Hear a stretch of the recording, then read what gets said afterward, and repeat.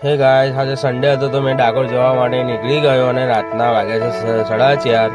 તો ત્યાં જઈને ખબર પડી મંદિર બંધ છે. તો મંદિર જઈને પછી ગુમતી તળાવ ગયા. ગુમતી તળાવ જઈને અમે બેસા તો ત્યાં મળી ગયું ડોગી, અને ડોગી એટલું બધું ભસતું હતું. આ છે અમારી જેન્સી, અને જેન્સી બોલે છે હાય, કેમ છો, બધા મજામાં છો એમ કે છે.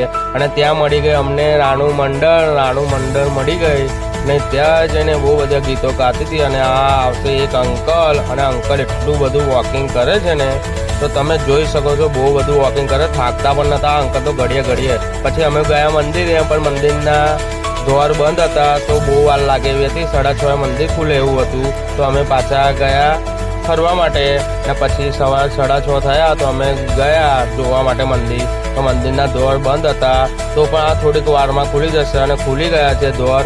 અને દ્વાર ખુલતામાં જ એટલી બધી ભીડ થઈ ગઈ ડાકોરમાં, તો અંદર બધી પબ્લિક ઘૂસામ ઘૂસ કરતી હતી. તો અમે થોડો કર્યો વેટ, અને અમે જઈશું આ થોડીક વારમાં મંદિરમાં. અને હું આવી ગયો છું ગાઈસ મંદિરમાં દર્શન કરવા માટે.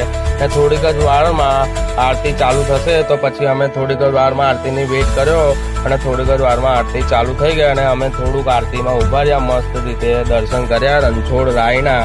અને રણછોડ એને જેને રાખે ને એને રાખે, ને તો બાકી કંઈ ના રાખે, એને કહેવાય રણછોડ રાય. ને થોડોક વ્યૂ લીધો મંદિરનો, અને બહુ ફાઇન મંદિર હતું. ને થોડુંક આરતી પણ કરી લીધી. તો અમે થોડુંક કરીને ધીરે મંદિરમાં દર્શન બી કરી લીધા. પ્લસ હવે થોડુંક મસ્ત નજારો બતાવું મંદિરનો, કેટલો બ્યુટીફુલ નજારો છે.